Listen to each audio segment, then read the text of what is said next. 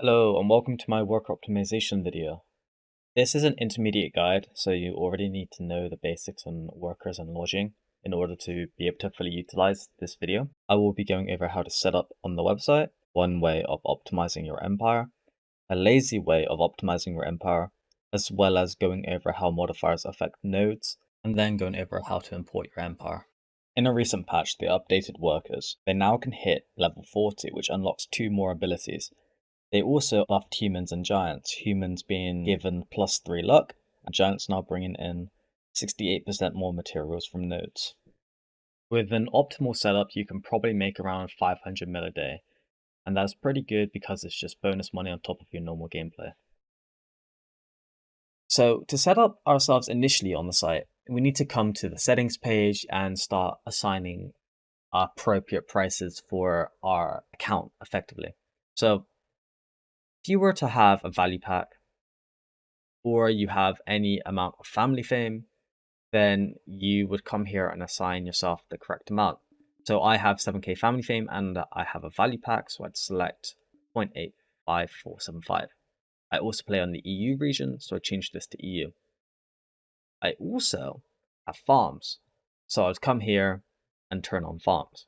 Now, to find an accurate amount of money per day, the closest tool we have is Summer's spreadsheet, where we can see if we harvest 3 times a day, we would make about 150 mil on Napa cabbage. I don't grow that. I personally grow Delosha, so I'd make about 130. Right? So I'd come here and put about 130 mil. Now, if we don't have a worker on the farm, it gets blighted and it grows 2 times slower. If you were to not have workers on the farms, maybe you can farm twice a day, one in the morning, one at night. So then we'd be like, okay, how can I change this to represent 2 prunes or 2 harvests a day? Now, 3 harvests is about 130 whatever. So we probably just like remove 30% of it. So it's probably like 90 or something. So we'll just come here and we'll just say 90 for the sake of it. You can also scroll down and start changing the price of items or materials that you would keep or is really worth more than what the market shows. So I would come and keep rough opal. So I know rough opal processing is extremely good.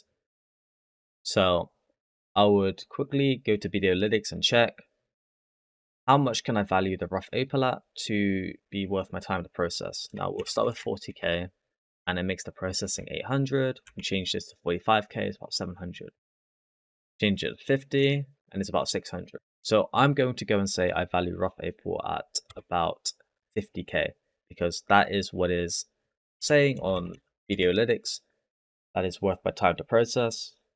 And you can come down more and start selecting keep on other materials that you would use. So for my T10 attempts, I will be requiring fruit of enchantment, so I'll be keeping those. The value you assign to fruits, traces, and ruffles affects the sack that contains it respectively.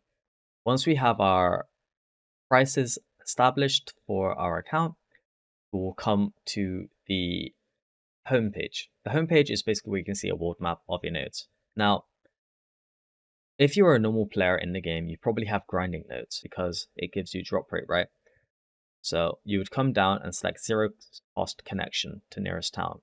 So what that basically means is that if there is a worker node along the way of the path towards that grinding node, it will reduce the cost of picking up that node because you're taking the route already, right?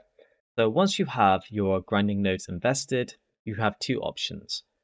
You can come to Empire in the top left and select Untaken Ranking, and it sorts the best nodes to the worst nodes and shows you where the workers would originate from based on what you have not taken so far. So the node that I am going to take is Lumberjack's Rest Area, and the workers coming from Trent. So to do this, I will select on Trent, hire a worker, select the node that I'm taking, assign the worker, and I can come to this edit button. Now what this basically is used for is to see how much money your worker can yield you in a day. So an optimal goblin will bring you about 5.2 mil a day. and an optimal giant will bring you in about 5.4 mil a day. Now a human would bring in 3.7. So I will go and take this information and say I am going to take a giant, right? Now, it is important that you understand that the skills are relevant to the worker. So this giant would be very bad if you did not take the farm skill, the farm knowledge, because the farm knowledge gives 5 work speed, which allows him to hit the, I guess, the bracket to reduce the amount of cycles he does on a node by 1, which would make him, if he was to 3 cycle the node previously and now he's going to 2 cycle, would make him 30% faster. If he is going to 2 cycle a node and he ends up 1 cycling, he'll be 50% faster. So you can take this list in the top left and just go down from top to bottom and just do that for all the nodes in the game. Or you can come to plant zones page and just scroll down, take the best nodes, assign the worker it's suggesting. So in this case, Napa cabbage in the new region in York County farming, and you put a shellfish oak on it. Or if you want to pick up this Barry Forest lumbering, you can put a goblin on it or a Dakabi. So what this page shows you is how much material is being brought in per cycle. So let's say you are going to put in a shellfish worker, which is equivalent of a giant in the new region. You can see here that giant bonus, the shellfish will bring in 27 Napa cabbage per run and has a 25% chance of bringing in a sack. Each cycle brings in you 77k value, right? And over the course of the day, he does 35 cycles, he brings you 2.7 mil, and brings in you 2.7 mil per CP per day. Okay, so the next thing to understand is modifiers. Modifiers are important for regions where it's not very common to take nodes. A lot of people took nodes in like Velia, for example. But in, for example, the Mountain of Eternal Winter, not many people have taken nodes. So what this website defaults to is taking maximum workload for every single node. So it underestimates how much money you actually are yielding per day. So you can see in Jade Starlight Forest, it has a 99.7 abundance rate or whatever. Now this number does float around this range. So it might be 99.5 in one day, might be 100, even the next hour, right? It's not a day-by-day thing, it actually moves. You can be accurate and track it, but it's not really that cool or important. So I would come here and go to Jade Starlight Forest and probably change this to 99.5, giving a bit of leniency. We can come back to the map. Oh, actually, for this example, I will hire a worker in Elton, take Jade Starlight Forest, edit an optimal goblin, 10.6, optimal giant, 11.9, optimal human, so basically 8. So I'll take a giant, right? Now, you can see that when I changed this modifier, the amount of money that the worker is bringing in for me is a lot less.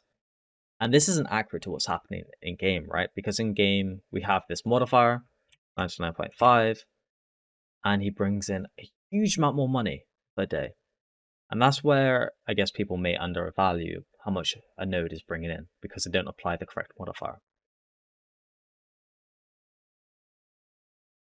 And you can do that for all the spots in the game where you see that green bar. You can do that if you wanted to. You can see that Valencia is pretty exhausted, but places like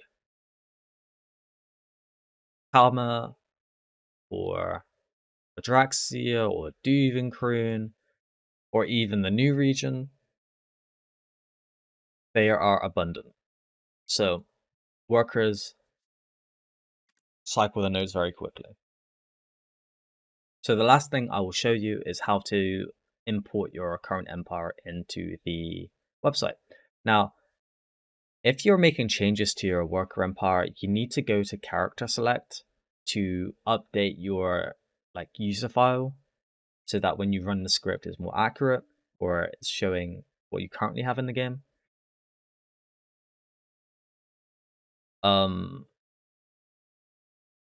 But what you need is Python. So download Python and then come to this script that is made by some people and just download it.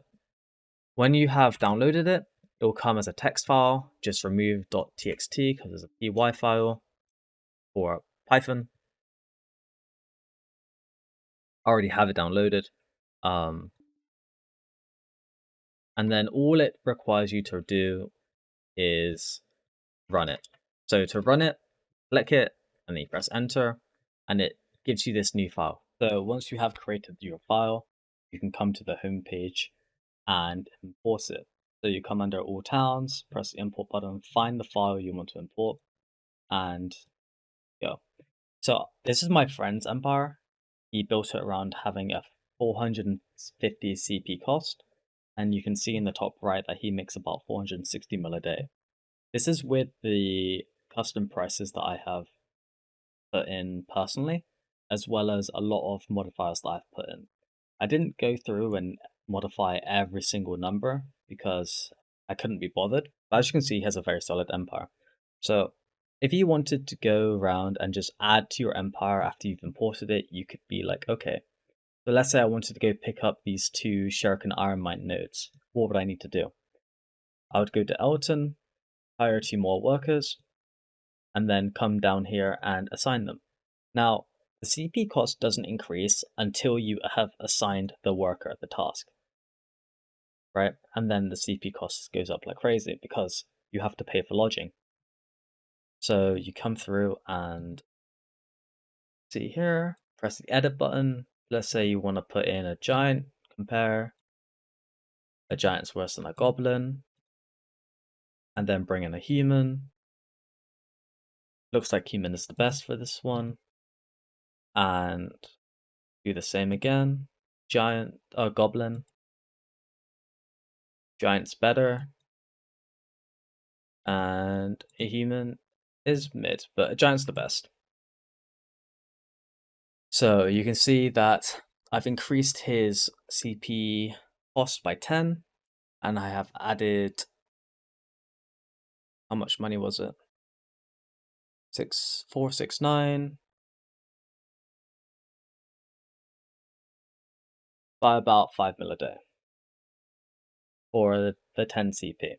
So obviously, as you expand your empire more and more, you will start running out of good nodes, and your money per CP will go down. But there's also a point where you can start looking into workshops and stuff like that. But for this example, if he had more CP, he could have an interest in picking up these nodes because they're not that bad. But you can also go and compare to picking up other nodes in the game. So, for example, picking up this Tuscany farm node. I think Tuscany farm is probably going to be, yeah. So it's saying you're going to make about 1.4 mil a day if you send them from Velia. Let's compare Tuscany. From all, oh yes, literally 2 down. 1.3 from Olvia. So the reason why I looked up that was Velia, you have a maximum of 10 workers because of lodging limits. But in Olvia, he hasn't got any lodging yet, assuming he's full pay to win. You can hire a new guy, send him to this node, sign him, and then you can edit. Compare what's better, goblin, giant, or a human. So a giant goes crazy, and I've increased it by 1.4 1.3 mil a day or something like that. Yeah, 1.4 mil a day. Which is better than increasing or expanding down by Elton. So you can do that, play around, and see what you can do. Thanks for watching the video. If you appreciated it, please give it a like. And if I missed anything, please let me know in the comments. I stream on Twitch, Yura BDO, and you can catch me there every day. Until next time, have a good one. See you later. Peace.